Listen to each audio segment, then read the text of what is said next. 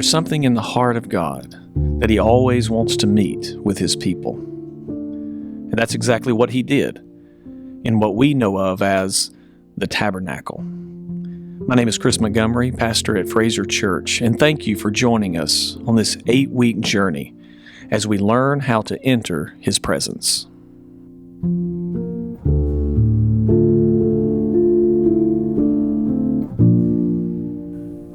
Welcome to Day 6 of the Tabernacle, the fire. Alan Mosley once said, "It is not using an allegorical or typological method of interpretation to say that for the Israelites, fire surely would have evoked thoughts of the presence and power of God. That was true for the Israelites in the wilderness who first received these instructions, and it's true throughout the Bible." Today's text comes from Leviticus chapter 6, verses 8 through 9, and also verses 12 and 13. The Lord spoke to Moses, saying, "Command Aaron and his sons, saying, This is the law of the burnt offering. The burnt offering shall be on the hearth of the altar all night until the morning, and the fire of the altar shall be kept burning on it. Meanwhile, the fire on the altar must be kept burning. It must never go out.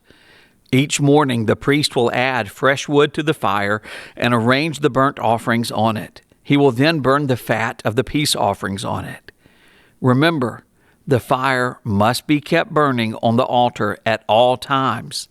It must never go out." In Scripture, fire often symbolizes God's judgment and divine presence. Fire is first mentioned in Genesis 3:24. Right after Adam and Eve were expelled from the Garden of Eden, God placed flaming swords to guard the way to the tree of life. God also rained down fire and judgment on Sodom and Gomorrah. You can see Genesis 19:24. In Exodus 3, God met with Moses at a burning bush. In Hebrews 12:29, the Bible tells us that God is a consuming fire. Therefore, fire can embody the power, the presence, and the wrath of God. Leviticus enlightens us on the significance of the fire on God's altar. 3 times in chapter 6, God tells Moses to keep the fire burning on the altar. It must be extremely important if God emphasizes this requirement 3 times in a span of 5 verses. Remember that the Israelites are camping in the wilderness around the tabernacle, the tent of meeting constructed to worship God. God gave specific instructions through Moses to the Levitical priests. Their obedience to God's law gave them the privilege of continual fellowship with God. In exalting Jesus in Leviticus, Alan Mosley discusses the fire on the altar. When do we have access to God's presence? We always have access to God's presence, and that is symbolized by the perpetual flame on the altar of sacrifice. The fire of God's presence never goes out. When we go through trials, God is with us. In Isaiah 43, God says, "I will be with you when you pass through the waters. You will not be scorched when you walk through the fire, and the flame will not burn you. Do not fear, for I am with you." God does not tell us He will meet us when we come out of suffering. He tells us He will walk with us through suffering. Also, when we feel weak and incapable, God is with us. Jeremiah didn't want to be a prophet because he thought he was too young, but God said to him, "Do not be afraid of anyone, for I will be with you to deliver you." That's Jeremiah 1:8. In fact, there will never be a time when we don't have access to the presence of God.